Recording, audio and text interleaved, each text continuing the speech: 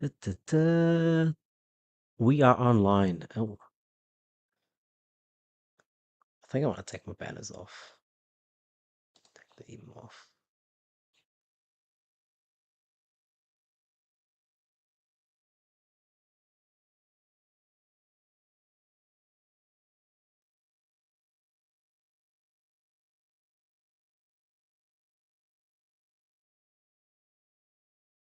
Hmm, okay, that's right.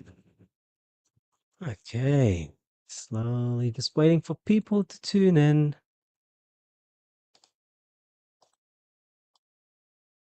Hopefully that's gonna make the computer a bit faster. Okay, good. Well, hello everyone, and welcome to this is day 3 of World Carnivore Month, and I decided to throw in a live stream here just to, you know, help people understand a little bit more about the carnivore diet if they've got any questions, and really just talk about the experience so far. Um, yeah, so it's been an interesting 3 days so far. So I've come in with the intention, with my own personal goal, to lose a little bit of weight following, the holiday period. And it's not really a surprise to me that if I go back straight onto what I was normally doing, that things would sort of um, fall into place in terms of weight loss. So it's been 3 days now, and I have lost on the scales 0.9 kilos in total. So not bad. Um, I know that a lot of it is going to be water weight, water retention, although some of it is going to be fat. So I'm very pleased. It's been an awesome 3 days so far, getting adjusted to, eating a full hardcore carnivore diet. The only non-carnivore foods that I have consumed really is coffee. Um, and even that, I've sort of taken a step back, uh, how much coffees I'm drinking a day. So yeah, it's been really good. Can't wait to see. I've got the Facebook group running for the World Carnival Month, and I can't wait to see people's progress as they, you know, embark on their own journeys in doing the carnivore diet, because it's awesome being a part of a group and seeing the, the ups and the downs as well with the carnivore diet and their own journeys. I know that's for myself. I've been through many ups and a lot of positives, but I've also been through a few struggles myself. It's not been, smooth sailing. What I've noticed in myself, being on the carnivore diet now for 3 years, I have honestly just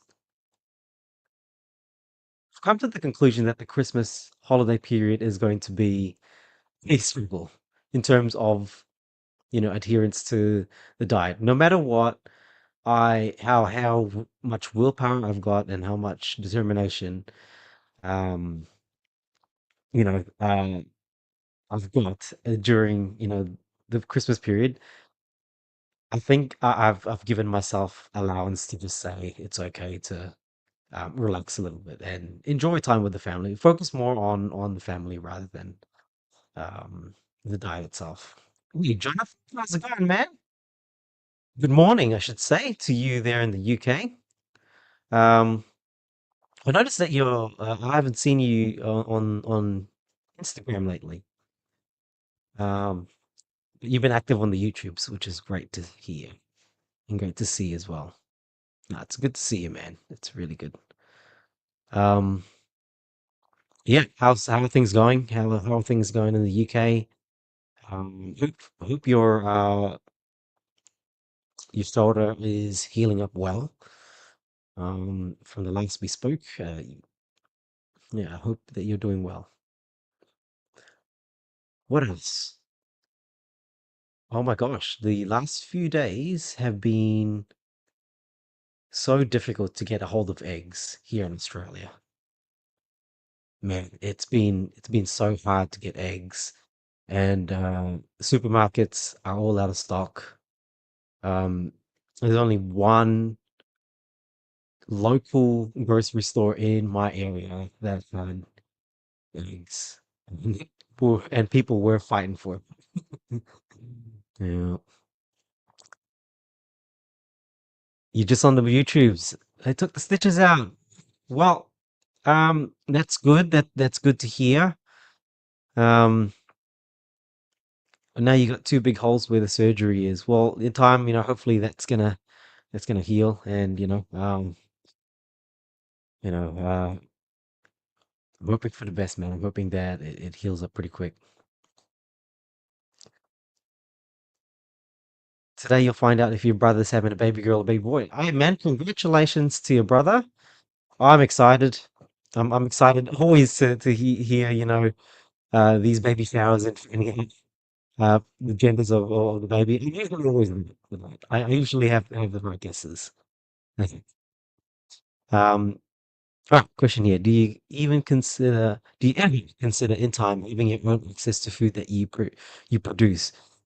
So, prior to carnivore, I've got a bit of a backyard here, and I did have my own vegetables, uh, and a few herbs, spices. Did we have fruits at one stage? We did. We had passion fruits.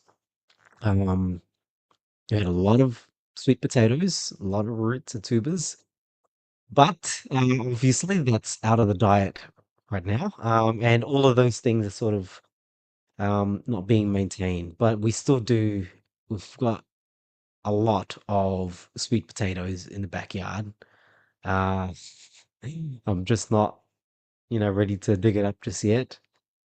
Um, because I actually get a bit of a skin reaction when I dig the last time I dug some sweet potatoes from the ground. I don't know if it was the sweet potatoes themselves, but I just broke out in hives all over my hands. And I was wearing gloves too. So, but I did speak to mum, and she says that usually with sweet potatoes or any sort of roots and tubers that you do get a bit of a response. I don't know how true it is, but yeah, yeah, I definitely have had my own produce in the past. My neighbors have got chooks or chickens that lay eggs. So he's very lucky. Would I go that far as to own chickens here in the suburbs? Not just yet. I think I've got enough to handle with two little toddlers. So I shouldn't say toddlers, they're not toddlers. I've got a one toddler and a little boy. So yeah, big handful right now. Um, seeing Professor Batkay's farm and seeing goats. I've always wanted to own goats actually. Um, back in the Philippines, in my dad's hometown, they had goats, and I love goats. So yeah, hopefully in time, maybe in a few years, maybe. Hmm. What are my YouTube channel body composition career goals for this year? Well,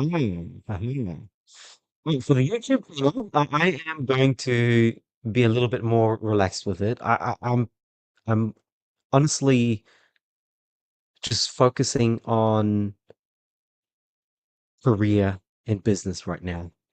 And I get that social media is intertwined with that. However, I'm not going to put pressure on myself like I did in the previous years to work on quality of my videos, which I clearly don't have the skills in terms of video editing, and I also don't have the resources right now to fund for someone to edit my videos. So, I'm really using my YouTube channel right now just for, I guess, my own sanity and, just being active in the carnivore community, just airing out my thoughts, being more of a sort of vlogger at this stage. Um, as you can see, Jonathan, my YouTube channel is, the growth has been very slow, and that's due to a lot of things, um, not just on one thing, I think anyway. I think, if you've got the time to be an influencer and really go for the hard edits and make your videos more appealing, that's awesome stuff, and more to you for that. But man, I have a pretty busy life, you know, with work and with kids, with family life. So it's a bit tough. But definitely to be more consistent on YouTube is a goal of mine. So this month I've been posting day-to-day um, videos, so sort of vlog videos. And that's the best that I can do right now.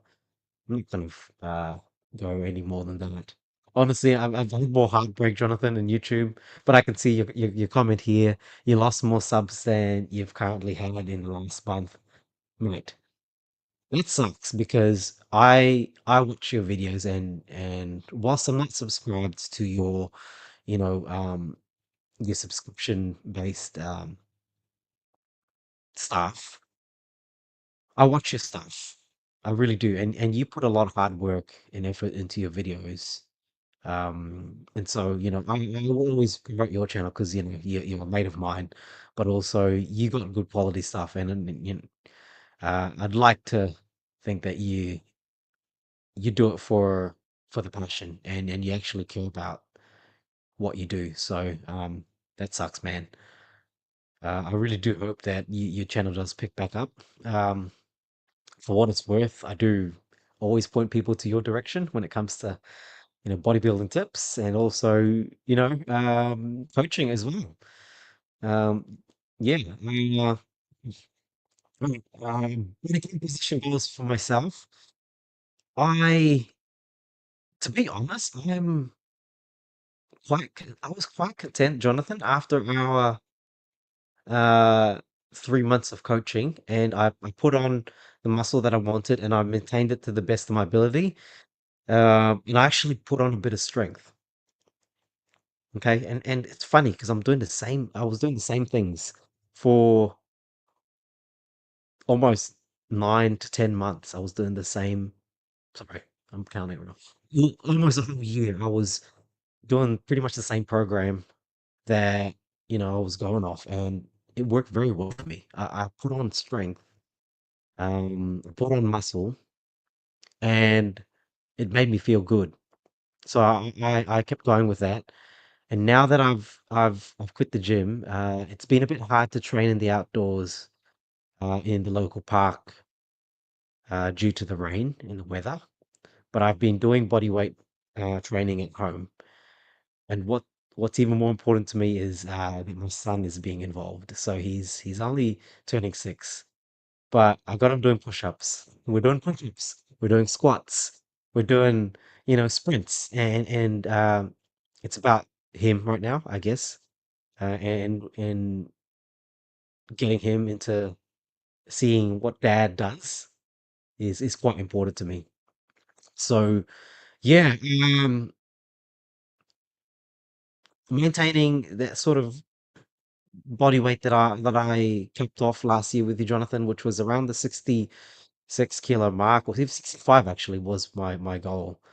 And I actually got to that point. Sorry, I actually sustained that weight for some time right before Christmas.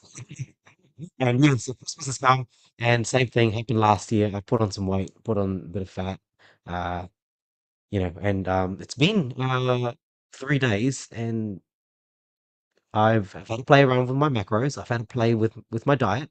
No huge changes, honestly. It's pretty much the same macros that I've been eating the whole year, and I've almost lost a kilo. It's been 3 days, so pretty good, pretty good. I'm pretty chuffed. Um, and that's with no training at all. I can't train in the rain, guys. I can't do it. I see people do it all the time. I see these real fit, muscular people in the park doing the calisthenics in the rain. I'm like, that looks so cool, but no, not for me. Um, so yeah, really, that's really my body composition goals is just to maintain the muscle that I have. And who knows if I put on more muscle, great. Um, career goals for the year. I'm just gonna talk about my coaching career right now because that's been on my mind, and that's really just to grow my coaching business and to really help as much people out as I can. This is I did coaching as a passion project first and foremost because I think people can change their lives around without needing to go down the route of medicine. And that's really what set me off into my coaching career. I don't want to see people around me getting sick and me just sitting back and reaping these benefits of the lifestyle that I live because I honestly consider this lifestyle change, being on a carnivore diet, doing, these sort of biohacks, quite simple to do. The game plan, I always say the game plan is easy to execute. It's the intricacies of the mind and the attitude. A lot of it is a mental game. And once you get over that hump, the game plan is actually very easy to execute. I mean, think about this. The carnivore diet is you limit your foods down to, you know, so many choices, less than, let's say, 20 food items, and you eat less frequently than you would on a standard diet. You spend a lot less money because of um, the less food that you're eating. Your relationships are a lot better because for some reason people's mental health seems to improve when they go on carnivore. And life just becomes more simplified, in my opinion. And what I've seen in a lot of people, it has simplified a lot of people's lives. So I just want people to experience that as well. Like, yeah, that was really what set me off to my coaching career, and I want to continue that. And I really, I'm passionate about it. It's my passion project. Yes, I get paid for it, but also I get a lot of satisfaction. I love what I'm doing. I love what I'm doing. And I've told a lot of my clients already that I get a lot of satisfaction. Actually, it's been a lot more satisfying seeing my clients improve their health than it has been looking after patients because it's just my opinion. The way that healthcare has been, I guess delivered, it's a lot of patchwork and it's just patching up problems with medicine and people are roped into it and they feel like they're stuck. They can't do anything else. They can't change their lifestyle around. And that's, you know, it's it's sad, very sad. But anyways, yeah, my career goal is to grow my coaching business this year, Jonathan. Sorry, it was a long-winded answer, but that's it. Mhm. Yeah, yeah, I forget it. Might as well put some effort in. Yeah, absolutely, man, absolutely. Yeah, which is so that's been a game changer for me because I've always, or I guess I still am. I'm a very impulsive person. I'm really quick to change. When I want something and I want to do it, I'll do it, and I'll change when I have to.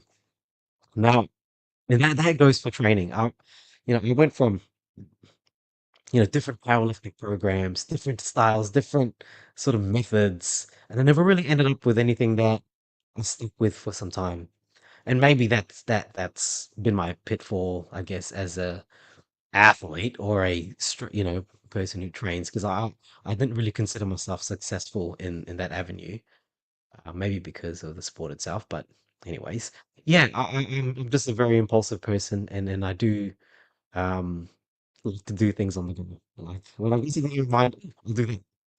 Um, so yeah, when I actually stuck to the game plan that we came up with and that you produced, I stuck with it for the whole year, and I actually really felt like I made sustainable results.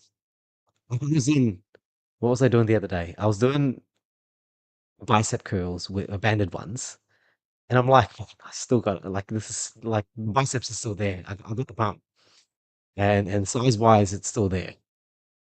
Um, and yeah, so it's awesome. And once it's set, you just run it until you want a different exercise.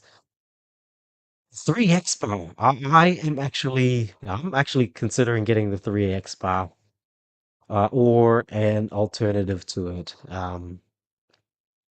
Hmm. I wonder if I can do a makeshift one, but anyway, I'll see how much it is. Um, hmm, I mean, if you recommend it, I definitely think it's worth considering, 100%. Banded alternative. Yep, I'm doing banded workouts, and that full body workout that you've got on your channel. I have shared it to a couple of friends as well. So yes, I know about the workout you're talking about. I'm actually doing pretty much all the workouts. Yeah, the full body workout I'm doing, except I'm adding in. I've replaced in the banded rows with chin ups, with reverse grip chin ups in the park. But again, I haven't done them for a while, just because of the rain. Exercise plus towel. Yeah, man, that's the way to go if you don't have a gym. Yep, the metabolic rate is always moving. Yep, definitely with my shift patterns. Yep, I'm on the go, man. I'm on the go. And that's why I guess I come up with this carnivore program, the busy carnivore, because I'm a busy person myself, and I'm always on the go. And I know what it's like. I know that people live busy lives. I have a busy life, and I think having a coach guide you through a a personalized structured program to help you adhere to the carnivore diet is something that I think is beneficial for a lot of people. Um, yeah, so um, what else? Chin-ups are good, yeah, man. That's always been.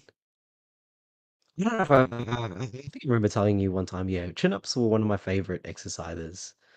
Um, I don't know what it is. Maybe it's the it's a sort of grip, I think. I'm very when it comes to back exercises or yeah, back exercises, I prefer a closer grip.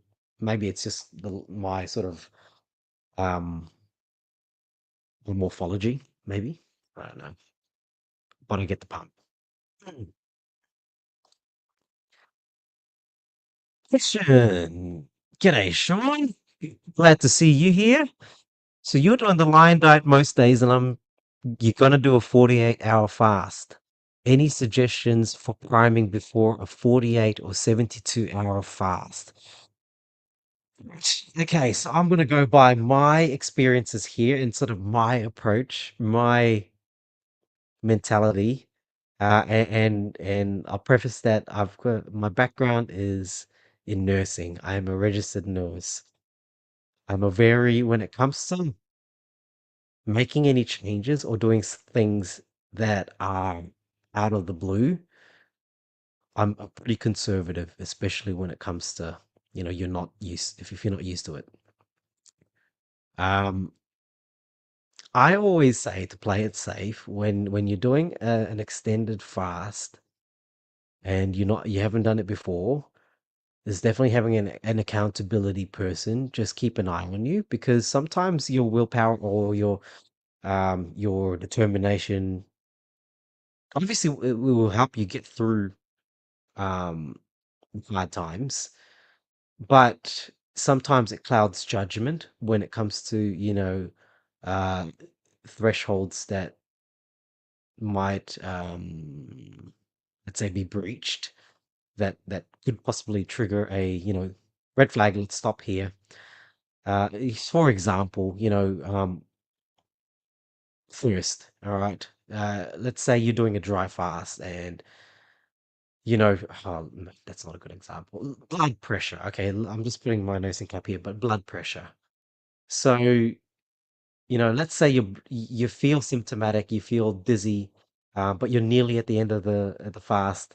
You want to push through, but your blood pressure is a bit on the low side, and you're feeling a bit symptomatic now. You're starting to get a bit lethargic, but you can see that you're dehydrated. Um, having someone there be a spotter and just say, hey, you told me that if you start to go below blood pressure below 100, or before you start you're looking a bit drowsy, basically someone there to just check up on you just in case. That's usually what I would suggest. And if you're fairly new to the concept of fasting, even if it's like a 24-hour fast, say you've got a partner or a kid or a neighbor, anyone around you that, just keep an eye on me just in case, I'm trying to do this for a specific reason, whatever it is. But if you are, let's say, more comfortable in yourself to, know your thresholds, know your limits, then I think you can use that assessment to make your own decision and say, all right, I can do it by myself. Um, I've done a 72-hour fast in my first year going carnivore, and I did prime beforehand. I did do steak and butter gangs priming protocol, which was 2 weeks of priming, and that was under guidance with Professor Bart K. At that time, I was consulting with him, and I number one, the priming protocol is uncomfortable. I found it to be uncomfortable. Um, but I didn't get out of my, I mean, how shall I put this? It wasn't that dreadful that I had to say stop straight away. I actually got to about 10 days of priming. There's only 4 days left, and I just said, stuff it. Not doing anymore. And so I did, yeah, I stopped the priming protocol at the 10th day, and I went straight into the rolling 48s, I believe, with fasting. And then I decided to push it one time to 72 hours. When I got to the 72-hour mark, clawing my way through there, I was just, it wasn't the greatest experience. Um, did I feel benefits from the fast? I can't recall, to be honest. I really can't. But every time I do a, a fast longer than 24 hours, I do feel better myself after I refeed, if that makes sense. I don't know if that's really backed up with any sort of mechanism, but post fasting, I feel great. I feel it's awesome having that feed in, and then a few hours just feeling quite refreshed. Oh, I love it. Um,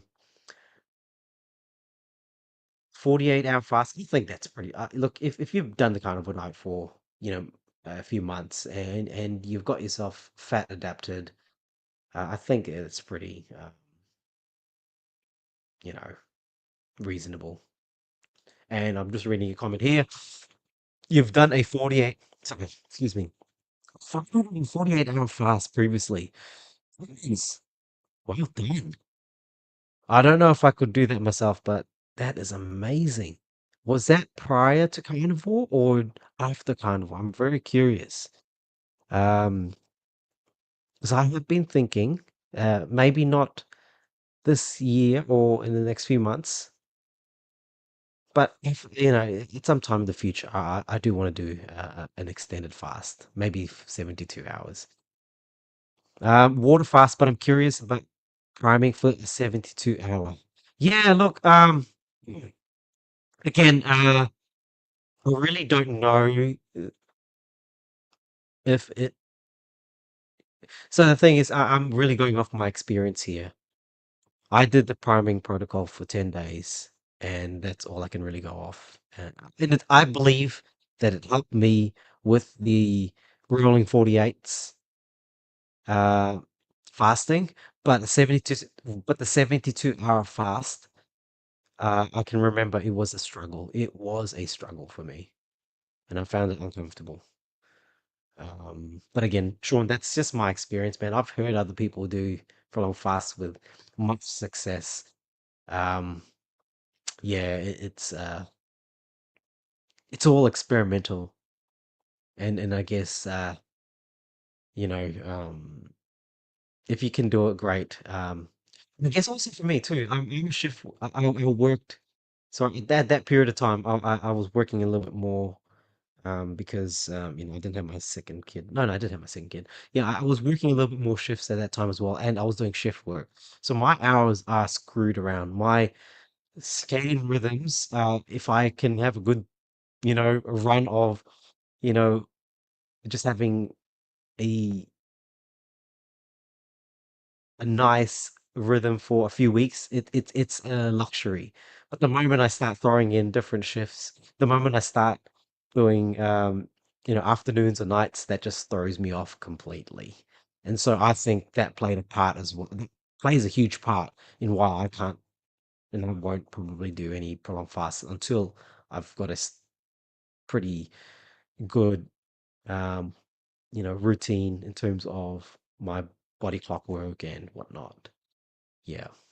If I was on holidays, maybe. But usually on holidays, that's when I want to enjoy myself a little bit. I love receiving training footage from a client. Seeing blatant progress in technique and safety and effort over time is amazing.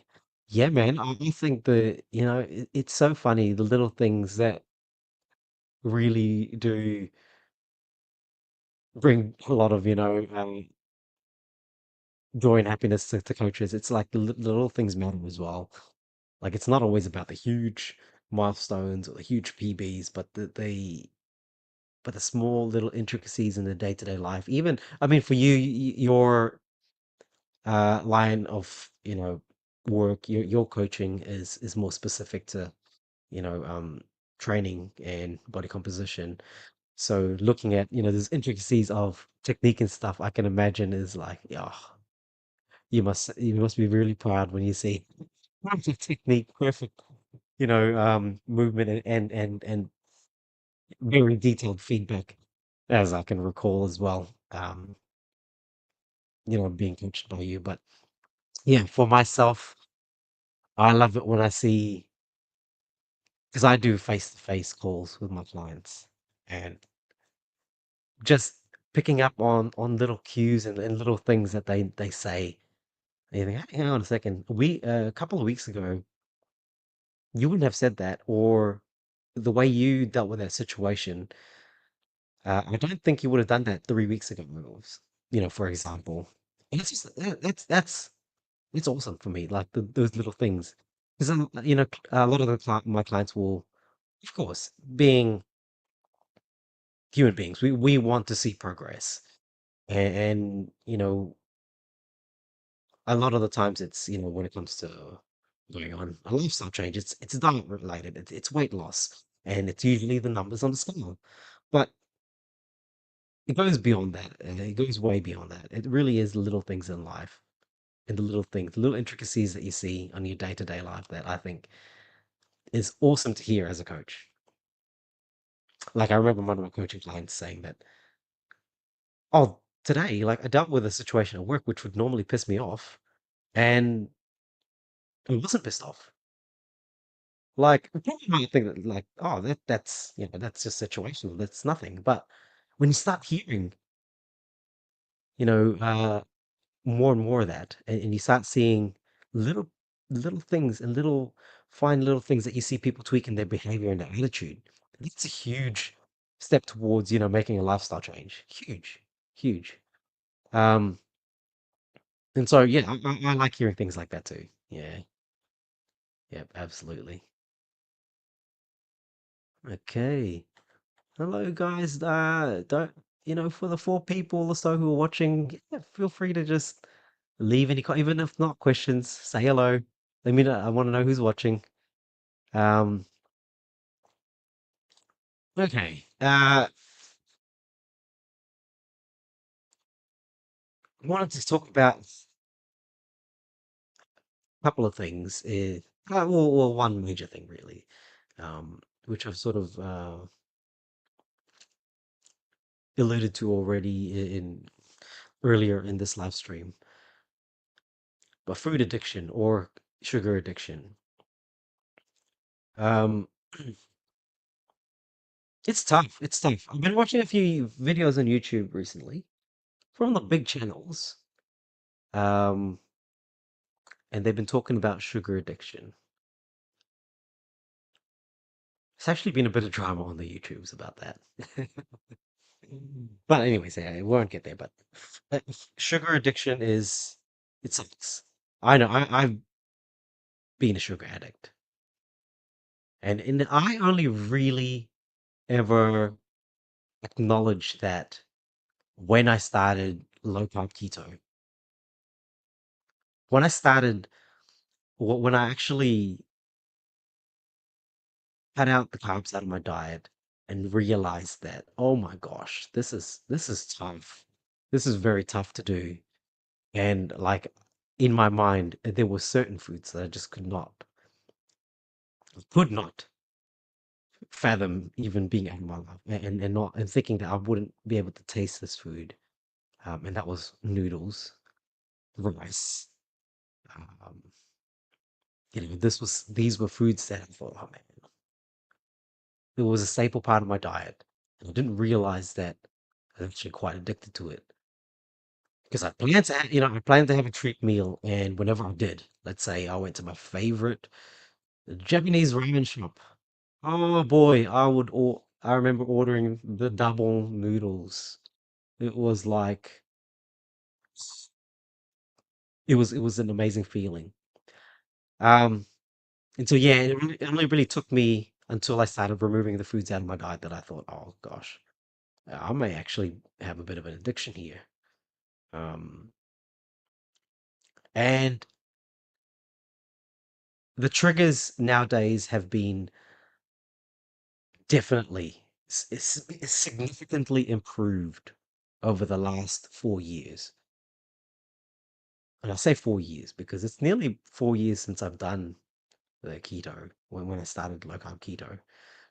Um, and yeah, the triggers to me going on a binge fest haven't been as intense, and it has been a lot better.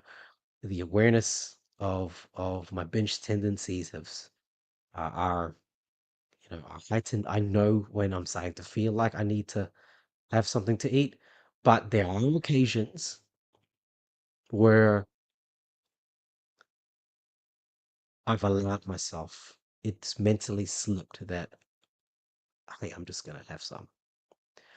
And the moment I have a taste of whatever it is I was craving, and it's almost always carbohydrates. It's always carbohydrates. It's always some weird carb food that, you know, I've been craving for some time, but all of a sudden it's just, oh, it's there on the table. Or I just walked past this and that smell reminded me of something. And every time I'd think that I could control it, I would have a taste of it and it would just result in a binge fest. It would be, let's say, for example, a packet of Oreos. My kids got some Oreos. I take one out of the packet, have one, and soon, soon as, it's just, I'm having the whole packet. And my kid's not got any more. I'm like, what the hell? Like that's just, it's almost like you just gone on autopilot. But I don't know what it is. Nowadays, it's like I'm mentally aware. I know that I'm doing it. I know that I'm doing it. I'm still reaching out for it. Um, and it sucks. It does suck. I totally get you.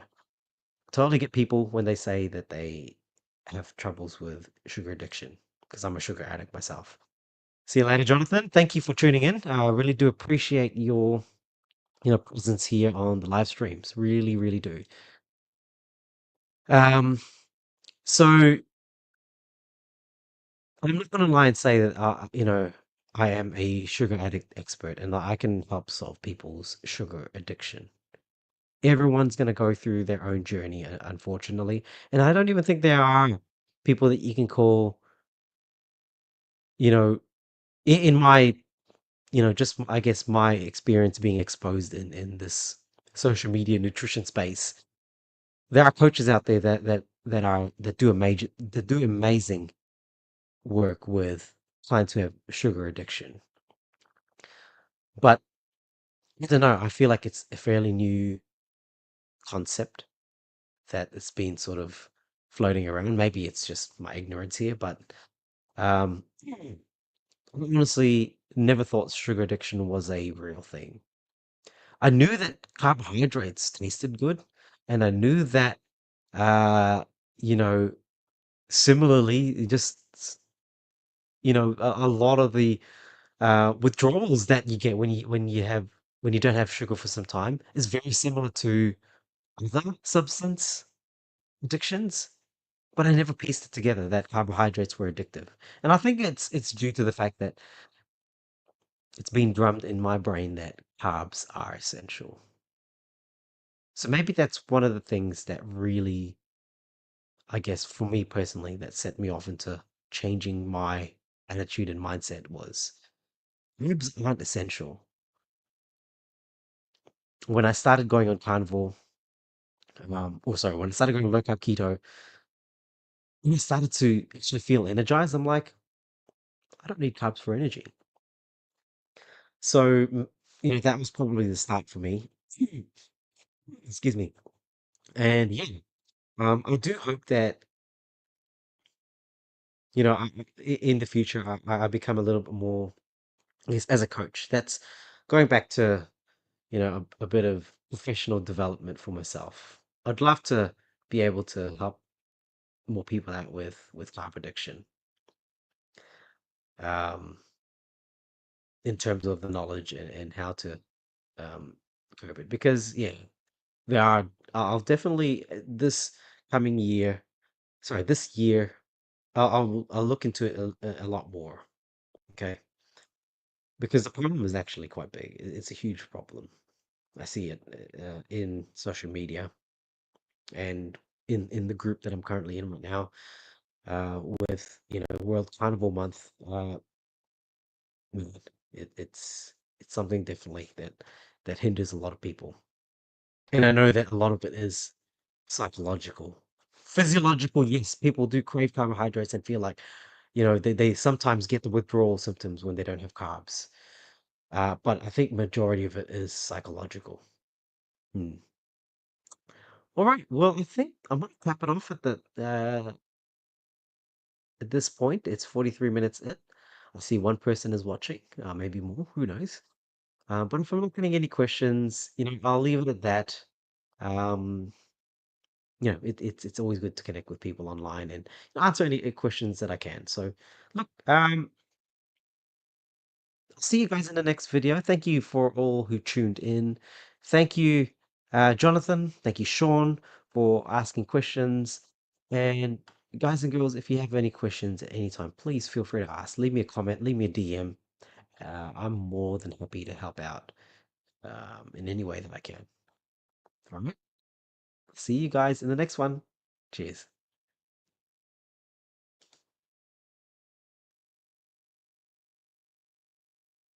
Oh, what's this here? Sorry, I'll go to you.